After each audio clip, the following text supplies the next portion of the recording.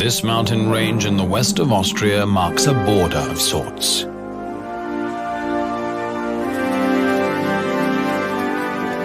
Looking east, the icy peaks of Tyrol spread to the horizon.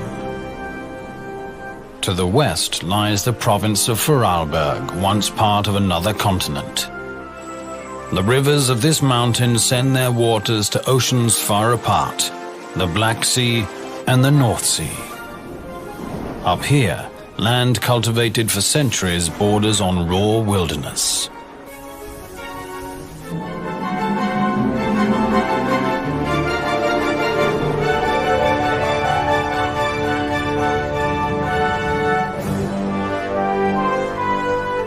Today, visitors from many countries mix on the Arlberg's powdery slopes. But for the locals, the Arlberg has been a border between contrasting ancient dialects since tribal days.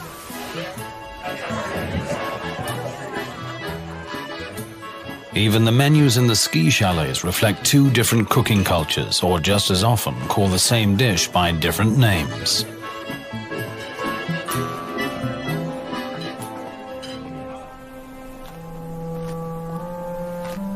However, in a quiet way, the people east and west of the Arlberg still have a lot in common.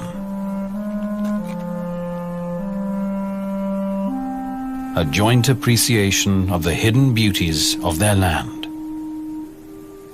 A knowledge that the Arlberg is really a hidden paradise.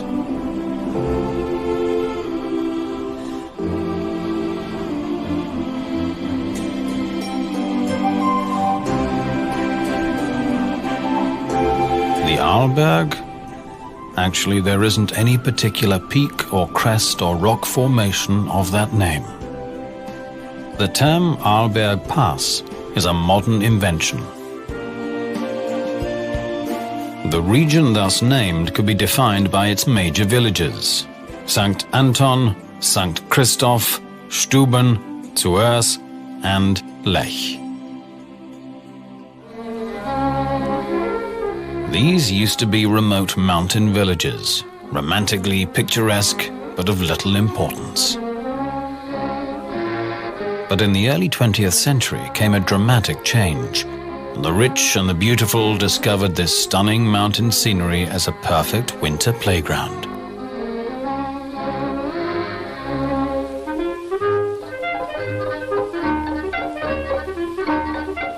The impact of tourism first transformed the eastern slopes, the Tyrolean side.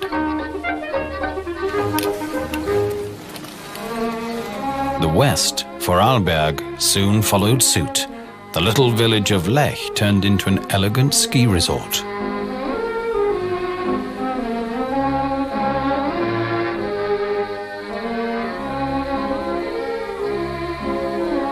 It all began in 1901. With the foundation of the Arlberg Ski Club. 20 years later, the region's first skiing school was founded, making the Arlberg the cradle of alpine skiing.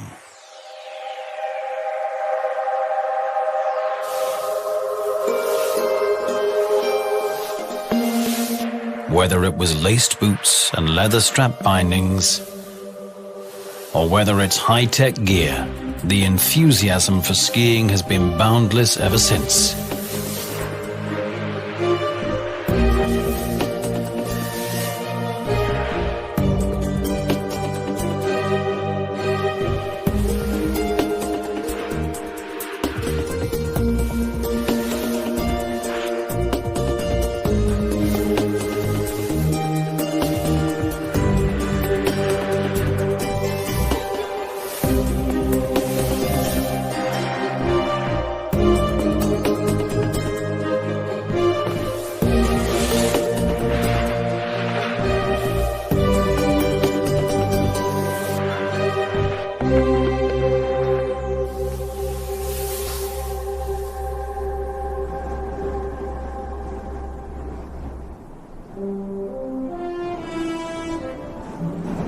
But it's not just two-legged creatures on one or two boards who occupy these slopes. Just over the next ridge from the ski runs, hardly a stone's throw away from the sporting crowds, the wild inhabitants of the mountains are spending the winter. sheer rocks are not for skiers. They're the domain of chamois and ibex.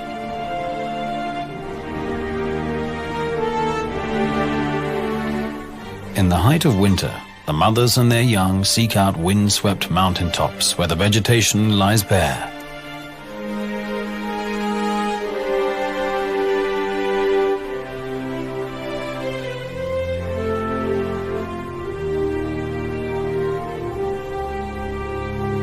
In this season, the bucks come to join the flocks of females. The males have a strict and simple hierarchy. The big ones with the big horns dominate the smaller ones.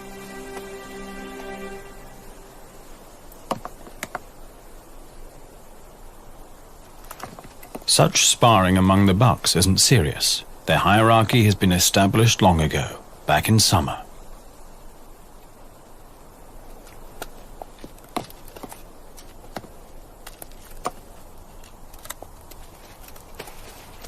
If the temperament of two young bucks should ever get out of hand, an older male would quickly intervene.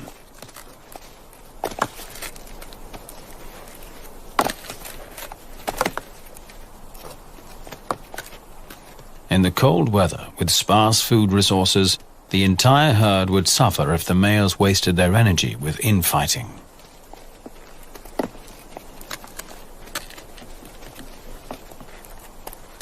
Ibex are really a peaceful lot.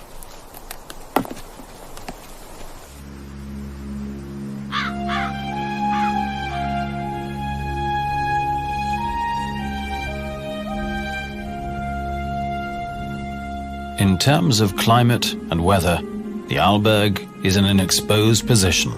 Every storm front arriving from the Atlantic is stopped by this barrier. The clouds pile up and drop enormous loads of snow.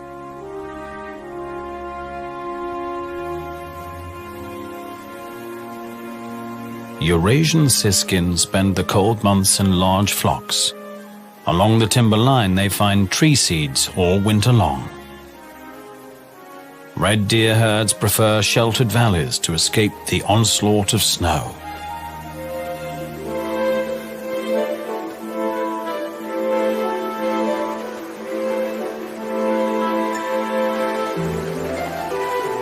In the western valleys, the average annual snow cover is 7 to even 8 meters.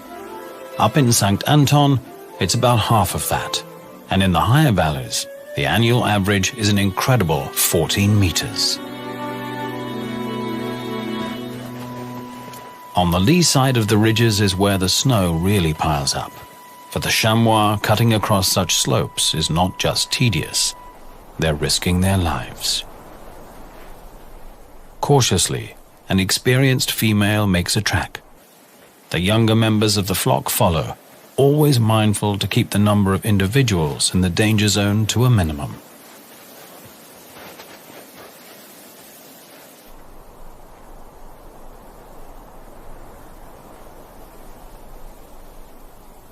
The mother with the smallest kids goes last.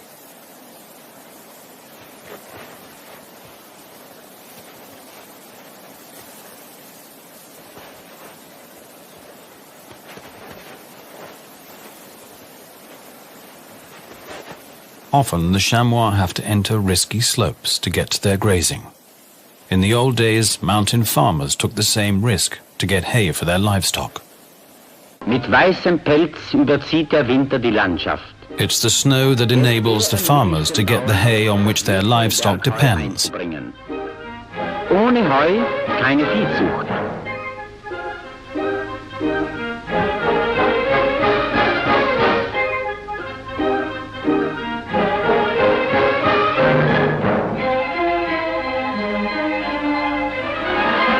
Unter Lebensgefahr fährt man die kostbare Last auf Tannenreisig zu Tal.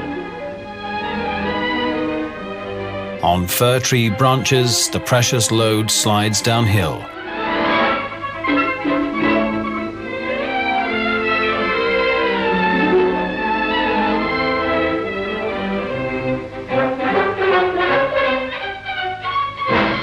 On level ground, the hay is packed on sleds and pulled to the village. Werden die Fuhren auf Kufen umgeladen. und in das Dorf gezogen.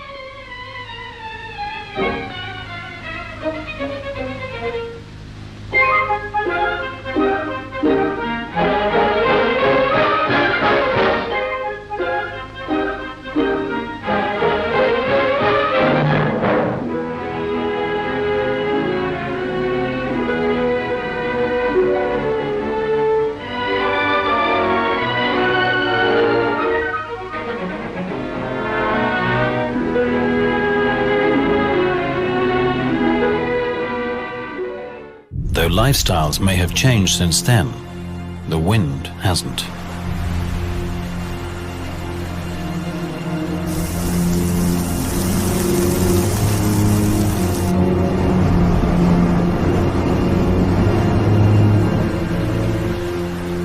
When storm gusts whirl up the snow, they pulverize the brittle snow crystals. The wind blows the snow over long distances, creating a new landscape.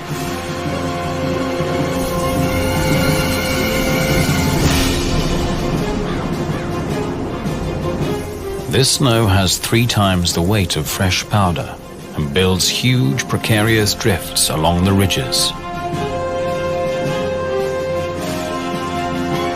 Often, a slight trigger is enough to send tons and tons of snow thundering downhill.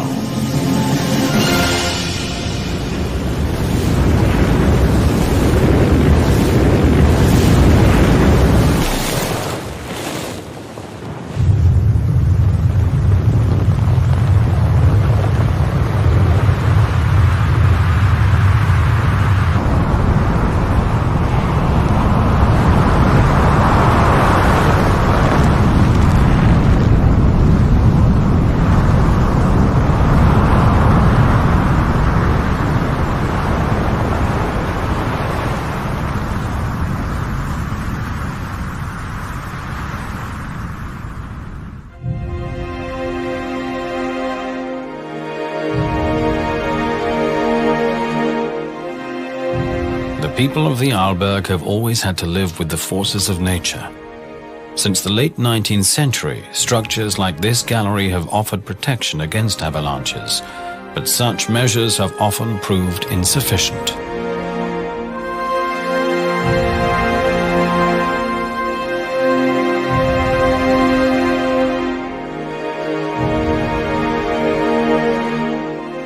In the valleys too, masses of snow have always posed a challenge. In the past, elbow grease was the only remedy. Later, heavy machinery did the job.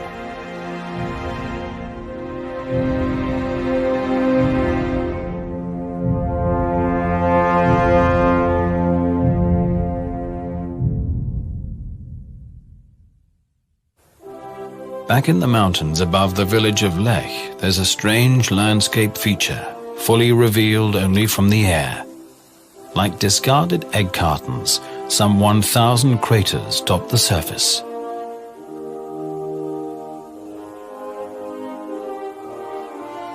The biggest of these dolines is 100 meters across and 35 meters deep. It was created by a special form of erosion. Water made the gypsum in the rock expand. The surrounding rock crumbled and was eventually washed away by the rain. In the winter, this landscape with its many edges and craters and its labyrinth of snow-covered Swiss mountain pines is a perfect hideaway for wildlife. It's a permanent haunt of ptarmigans, together with chamois. They find food in places where small avalanches have exposed the ground.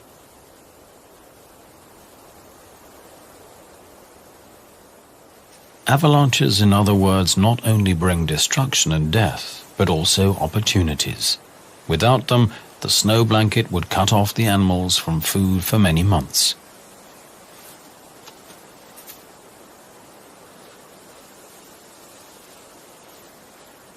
Ptarmigans can make do with very little, digesting even small, tough branches and getting the maximum energy from their frugal diet.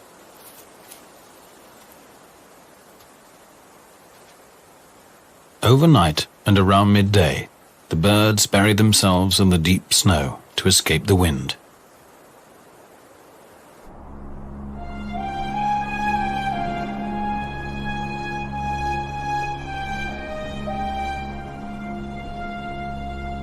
Winter in the mountains can be tough indeed, but when it's really cold and the air is clear, the frosty season displays its full glory.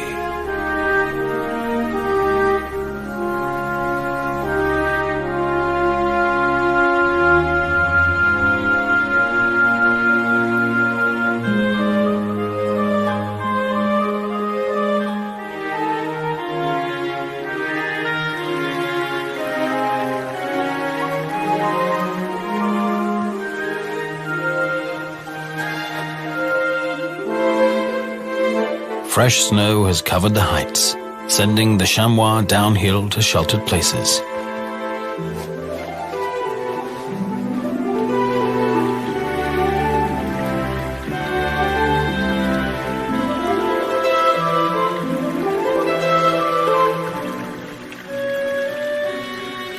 Days are getting longer and the sun is gaining in strength, quickly loosening winter's grip.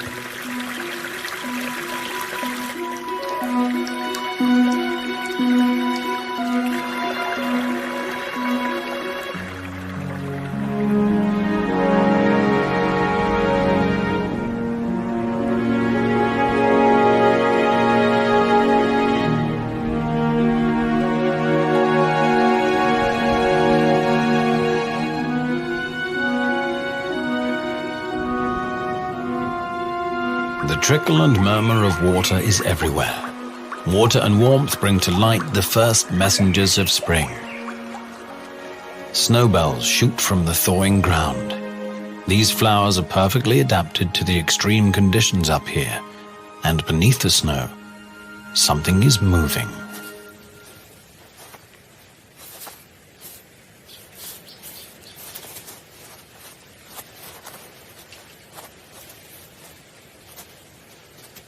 The marmots have awoken from hibernation.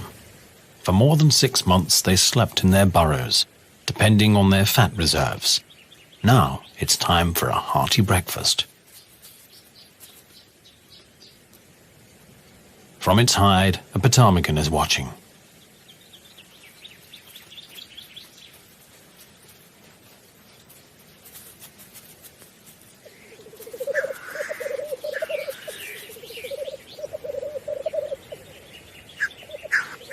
Further down the slope, a black grouse male on a lech is trying to attract females.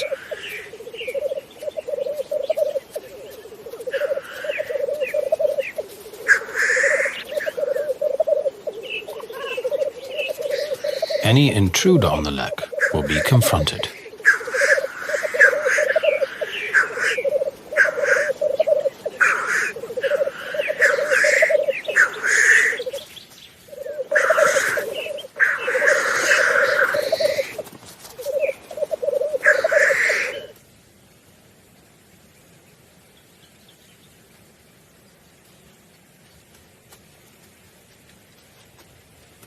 The intruder seems to respect his rival's superior strength.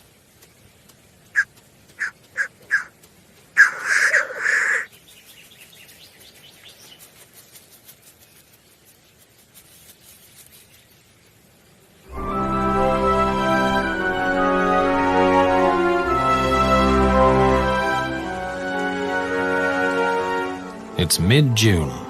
Spring arrives late up here. But now, on clear days, the sun is powerful and quickly melts the last remnants of snow and ice.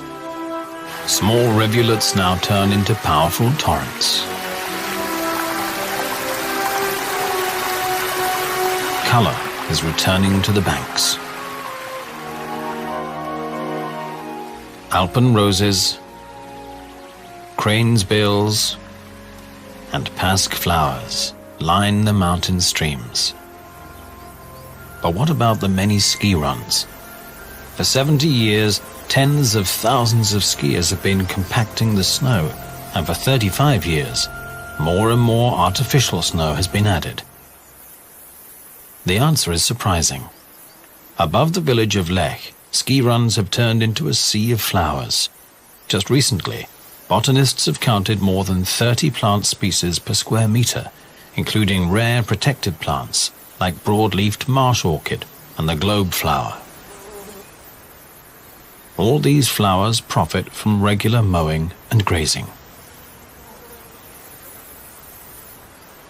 In the shade of the forest edge, a rare botanical gem is found, the yellow lady's slipper. Its flower is surrounded by a so-called bract.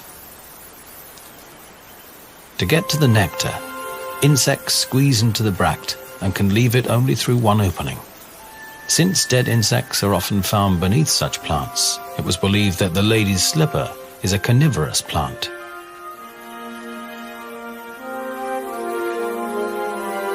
In fact, however, predatory spiders often lie in wait by the bract's exit, killing the insects and leaving their empty skins in the grass.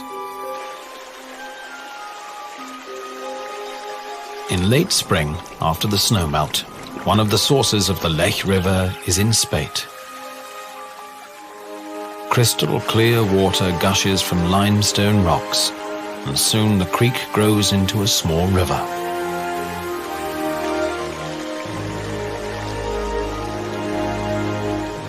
The Lech River has carved a deep canyon into the limestone. This is Europe's great continental divide. From here, the Lech, Rosanna and Mustal rivers flow towards the Black Sea, while the Flexen, Routes and Bregenz rivers end up in the North Sea. Along the ridges and crests of the Arlberg, it's decided whether a falling raindrop is sent on a long journey east or north.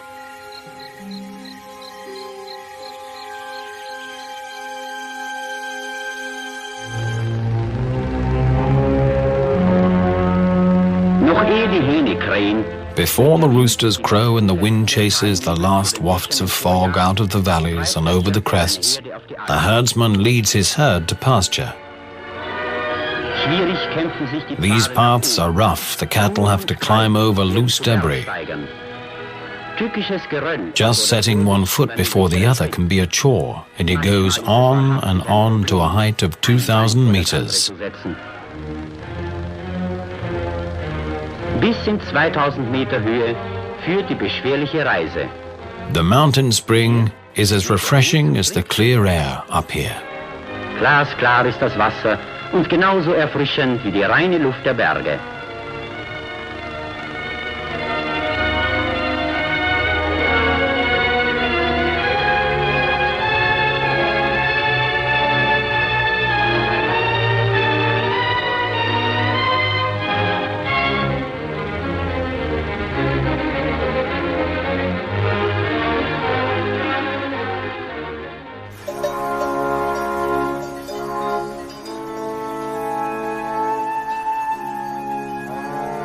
The mountain pastures are still being cultivated to this day. The grazing keeps bushes and trees down and the meadows clear.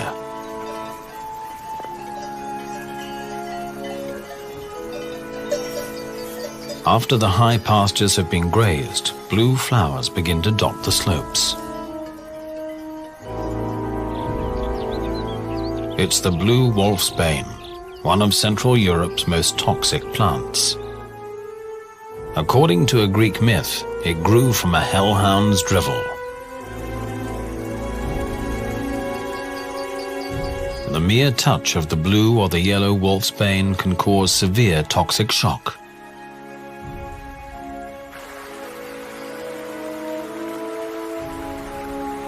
The animals seem to be aware of the risk and keep away from it.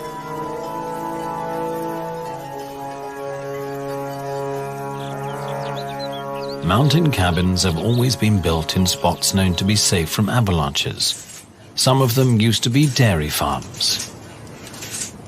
For centuries, traditional cheesemaking was practiced up here. This is tedious work. Fresh morning milk and milk from the previous evening are mixed with ferment and heated. The curdled mass is cut up with a cheese blade.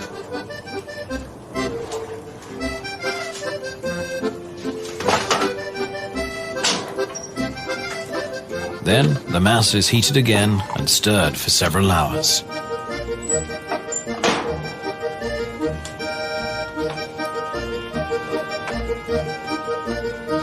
In the days when the pastures could not be reached by vehicles, making cheese was the only way of preserving the summer milk.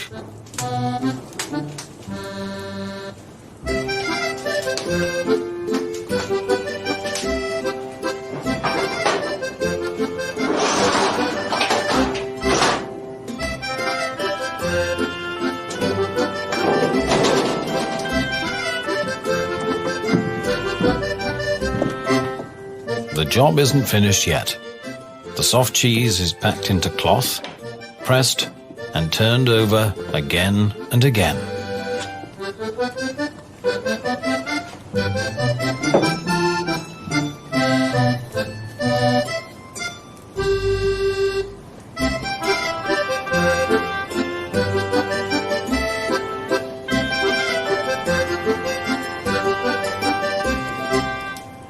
The whey is drained off.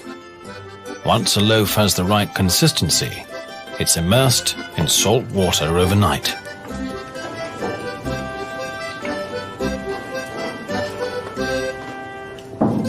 Regular turning and rubbing with salt water produces a nice rind. After 4 months, the cheese is mature, but its typical aroma will still take a while to develop.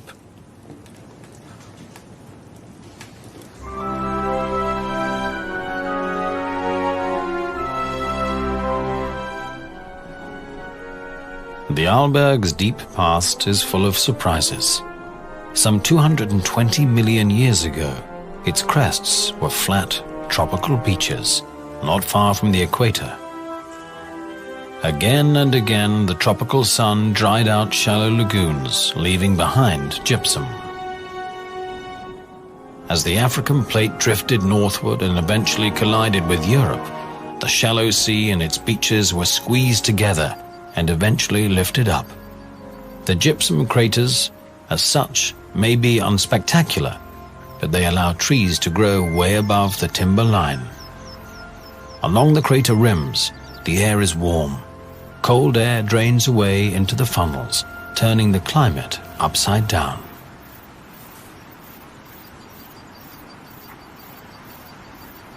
For the marmots, the sunny slopes of these craters are paradise. It's full of hiding places, and the soft ground is easy to dig. The young are out all day now, trying to gain weight.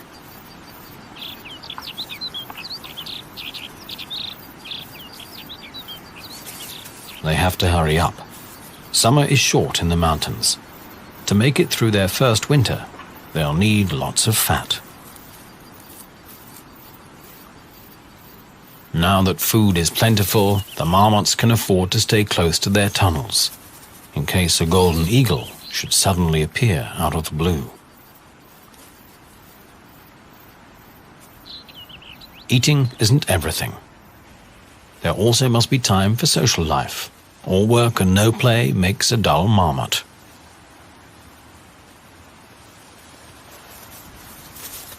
Marmots are natural-born whistleblowers.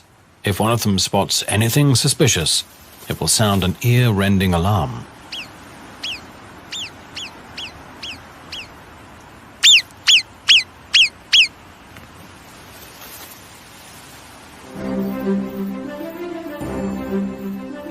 Higher up, a herd of chamois mothers and their kids have gathered.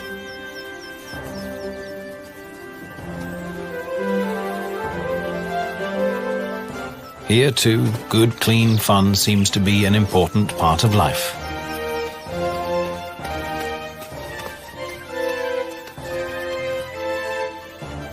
For the little ones, these are vital exercises to prepare them for life in a steep world.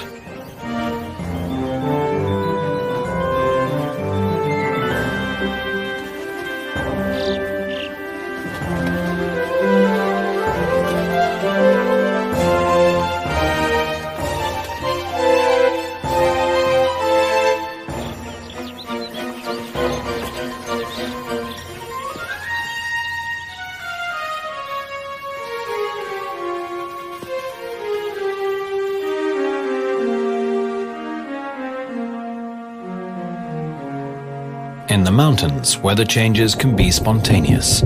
If the wind turns to a northerly or northeasterly, the Arlberg is in for a storm.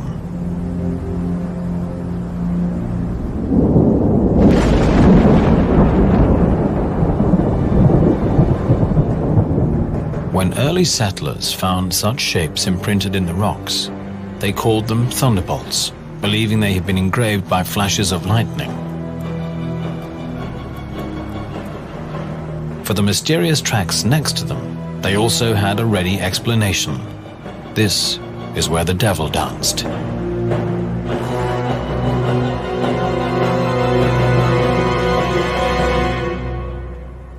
But there are more factual explanations. The thunderbolts are really remnants of early relatives of modern octopus, and the devil's footprints are seashells from an ancient reef. 200 million years ago, this was a seafloor. The Thetis, the ancient Mediterranean with its sprawling lagoons, kept changing its shape and size, again and again. To the expert, this is an open book telling 400 million years of geological history. Broken up by ice and washed out by water and acids, this karst landscape is the result of erosion. And there are even more witnesses of lost eras. The ancient sea was populated by ammonites, marine predators like the nautilids, the predecessors of modern octopus.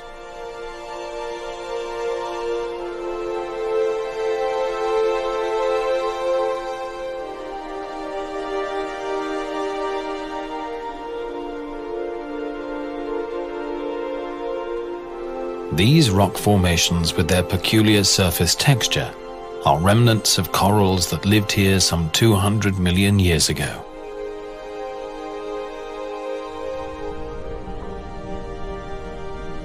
Over millions of years, the sea level rose and fell, followed by the growth and decay of coral reefs.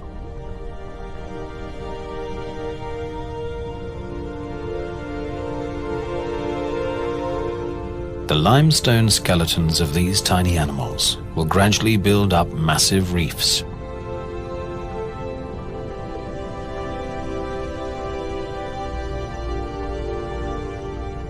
But the Arlberg's coral gardens were just a brief episode in Europe's long history. In fact, these rocks have come from several ancient continents.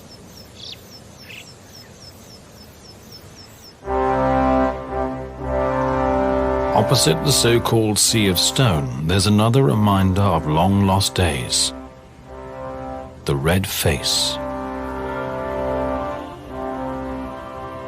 The red face's structure is simple and clear, without complex folds and faults, yet its history is fascinating.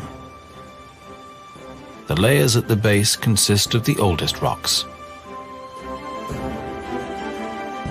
A vertical climb up the red face is a time journey through more than 100 million years. The red band which inspired the wall's name dates from the era of dinosaurs. Back then, this layer was several hundred meters below the sea. There were strong currents. The iron contained in the sediment reacted with the oxygen in the seawater, dyeing the rock red.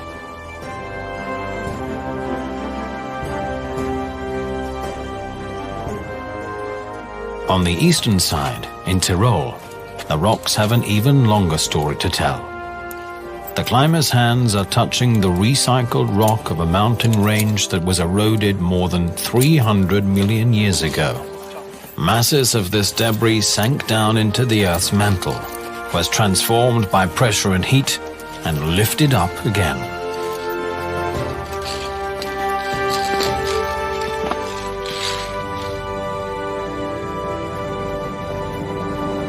The rocks where ibex are resting today are echoes of ancient continents.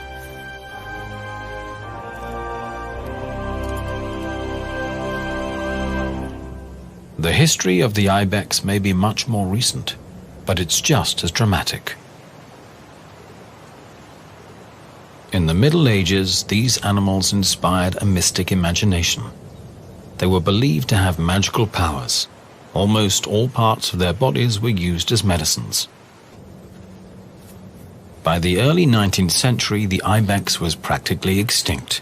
Only in the Gran Paradiso Mountains in Italy, some 60 individuals survived. Under the personal protection of the Italian king, the population was allowed to recover somewhat.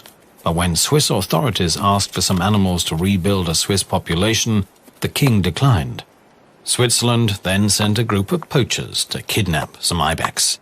Their offspring now numbers 30,000 individuals in the Alps.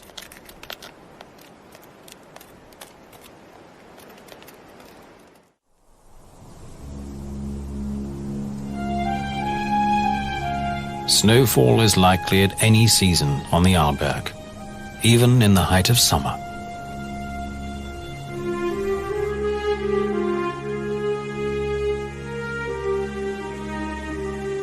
The famous Edelweiss has no problem with a few days of winter in the middle of summer. Its fur is a protection against ice and snow, dry winds and ultraviolet radiation.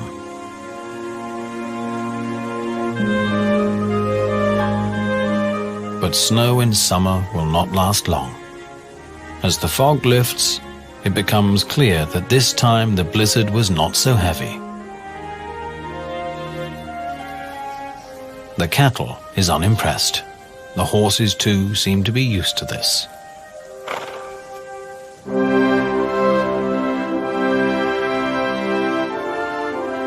A few centimeters of snow in summer cannot belie a general trend in the Alps. The climate is warming, and the glaciers are waning. In recent decades, the Kaltenberg Glacier has lost much of its ice mass. The same is true for the Kuchen Glacier. Some 20-30 years ago, this vast field of debris was still covered by ice.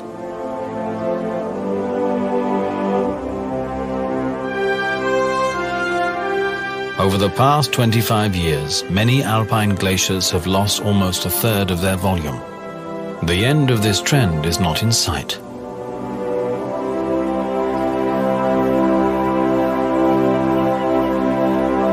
Down on the pastures, the cattle have eaten almost all the grass, leaving only a few big plants like the yellow gentian. Yellow gentian can grow very old, up to 70 years. Its taste is extremely bitter, and it has always been regarded as a medical plant. On the mountain meadows around the former village of Boersteg, it's now time for haymaking. In the olden days, this was done with scythes and rakes. Since the men used to be in the military working abroad, this hard work was left to the womenfolk. The women even pulled the hay to the shacks, or all the way down to the valleys.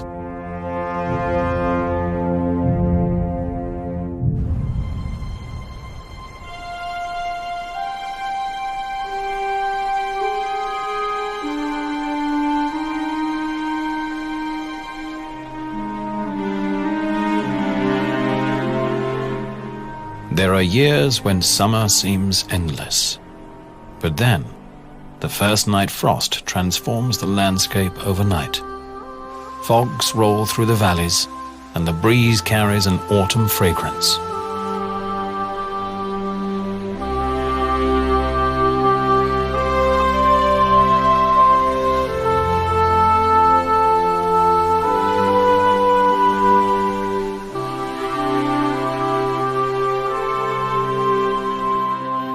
Bright yellow of the woodland contrasts the deep blue of the sky, accentuated by the neon red of rowan berries.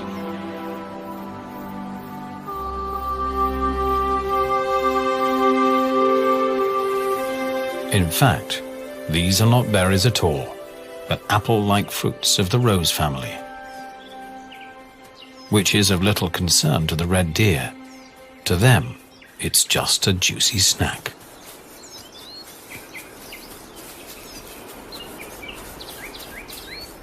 Before the winter, anything that's nourishing is welcome. The fruit of the rowan tree contains lots of sugar.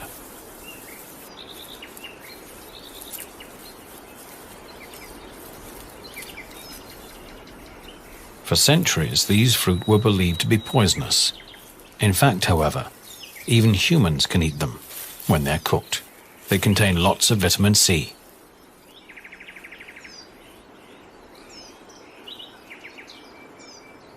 Not only ungulates like red and roe deer appreciate these red fruits. Badgers, foxes, and numerous other species love them too.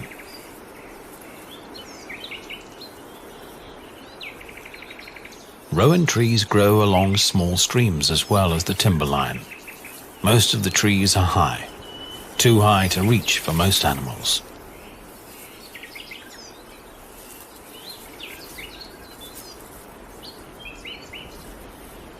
No problem for birds. About 60 bird species feed on them. This is how autumn sounds in the mountains.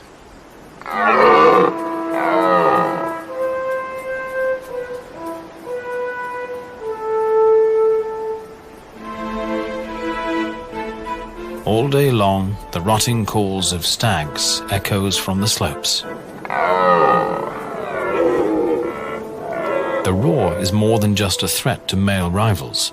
From a male's voice, females can discern the strength and health of a stag. The deeper the voice, the greater the attraction.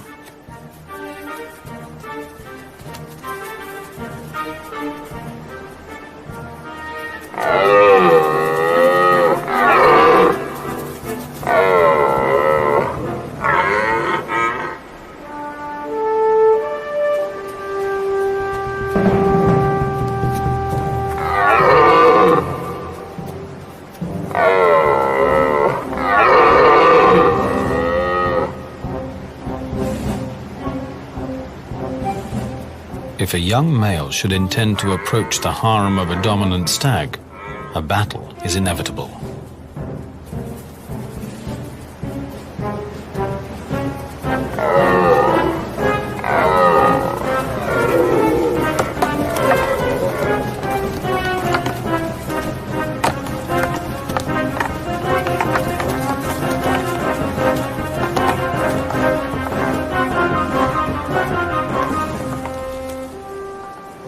Can last several weeks. For the dominant stags, this is the most stressful time of the year.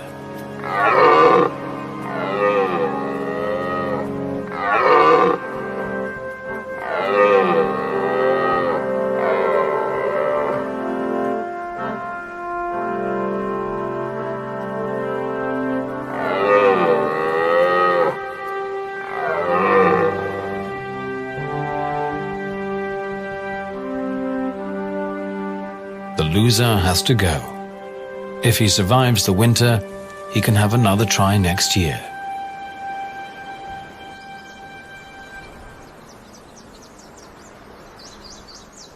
Now that the trees are in full color, it's time for a special harvest.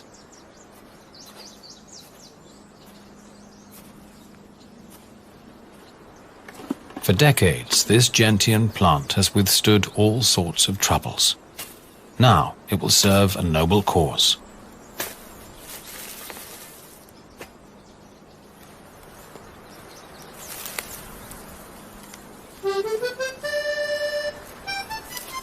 This is the stuff the legendary gentian schnapps is made of. Roots of the yellow gentian, not the blue variety as so many tags on stylish bottles suggest.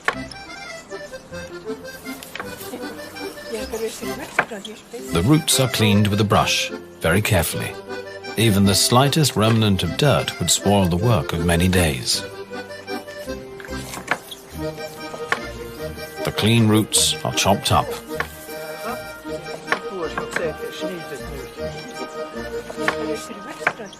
They are soaked in warm water, together with some yeast.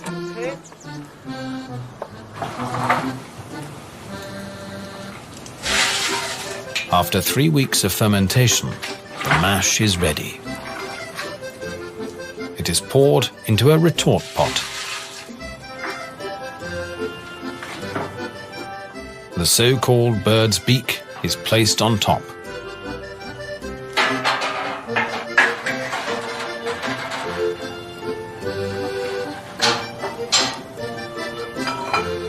It requires experience to keep the temperature just right.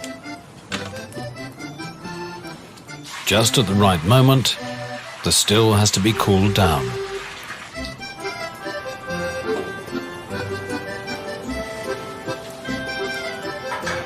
Gentian schnapps is distilled twice. Only then is it fit for consumption. In the Alps, any alcoholic beverage is regarded as medicine. In folk medicine, even the product of the first distilling is used as an ointment.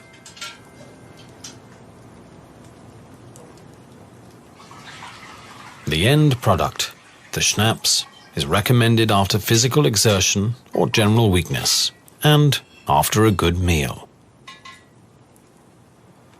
Tagesarbeit, abends Gäste. Bacon dumplings after a day of hard work. Who could resist? In the evening, a farmer would invite all of his farmhands for dinner. And dinner is rounded off with a glass of Gentian schnapps. Mit dem Hausherrn ein Schluck Enzian.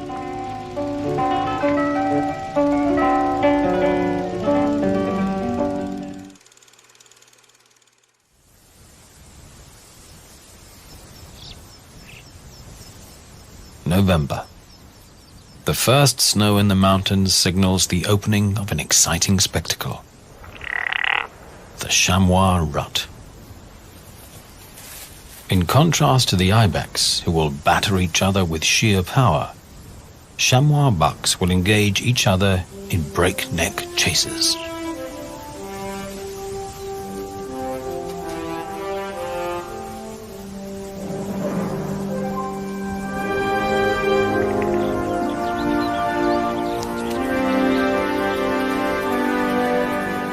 The stage is the roughest of terrains.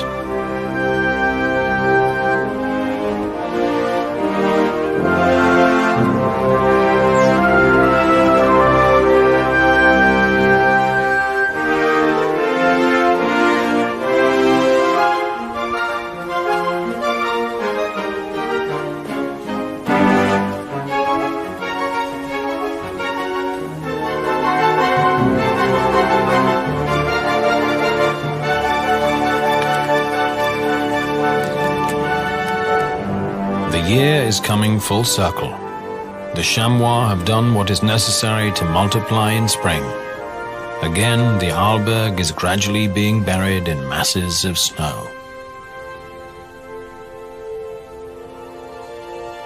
The animals are withdrawn to quiet valleys and rocky crags, and soon the crowds of two-legged winter guests will be back.